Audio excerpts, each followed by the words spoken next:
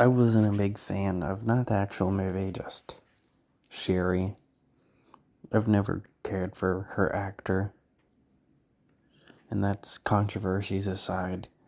She's definitely not the worst person that the MCU has hired.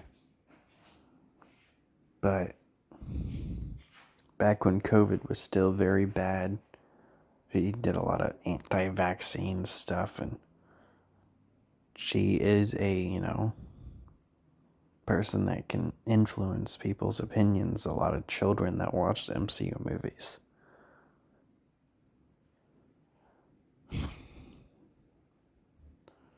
So, I'm not a big fan of that. But, I mean, she did decent. She's the typical unfunny, playable, goofy sister in the first Black Panther. But in this, she's pretty cool. I do think she's a pretty good replacement. Though we only saw the actual Black Panther suit like 2 or 3 times in a movie that's called Black Panther. That's almost 3 hours long. We saw the suit 3 times. I understand why they did it. It still doesn't make too much sense though. Like, put the name Black Panther on it, make the movie super fucking long, but only have like 3 scenes with the suit. Come on, man. There is a reason though, and that's because they're trying to retire the Black Panther thing. Because, she doesn't want to keep that legacy. She doesn't think anyone really needs it after her brother passed away. But she eventually decides to do it to get revenge on Namor. When Namor, spoilers obviously, kills her mom. So now she's lost most of her entire family. Because they lost the dad all the way back in Civil War. She lost Chadwick twice. Because, he obviously died in Infinity War, and then, unfortunately, Chadwick Boseman died in real life from an illness. And they actually have that be how he died in the movie. They say that, oh, he had an illness, and he didn't tell her until it was too late, and he died. Which is somewhat what happened in real life. Because it wasn't well known that he had an illness. He didn't tell too many people. He was pretty strong. I do really like the tribute, how the movie starts.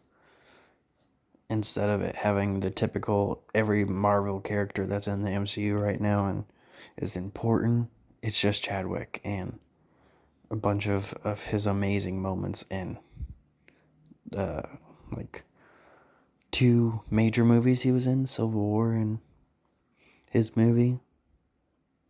Of course he was in Infinity War and Endgame, but not major roles, so I don't think, at least I don't remember any clips being from that.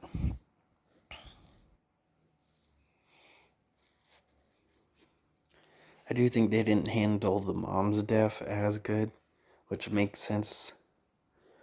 Because you definitely don't want to overshadow another death in the movie when that person actually died in real life, but when the mom dies, she kind of cries when it happens. And then during the actual funeral, she doesn't have as big of a reaction. Just kind of like, oh, mom's dead, I want to kill Namor. Fuck tradition. And then the scene just kind of ends. There's really not much to it. I think Namor could have been better. Actor did fine. Just wasn't that intimidating. And he really didn't have that many scenes. Disappears for at least a good 35 minutes. Then Atuma could have been in it more too.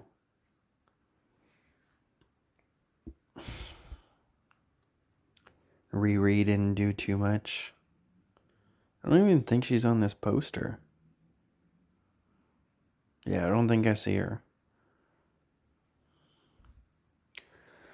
She ends up getting like this Power Ranger looking suit near the end of the movie, and then obviously she's not allowed to keep it because it's made out of vibranium, and they fix her car and she's happy about that.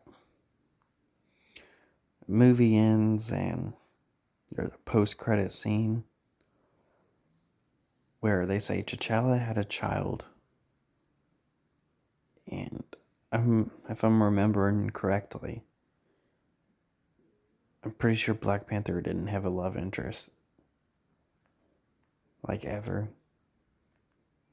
I don't remember him kissing anyone or anything like that, or really showing interest in anybody. The dude was just kicking Killmonger's ass, kicking Bucky's ass, kicking Thanos' ass, just kicking everybody's ass, just being a badass superhero.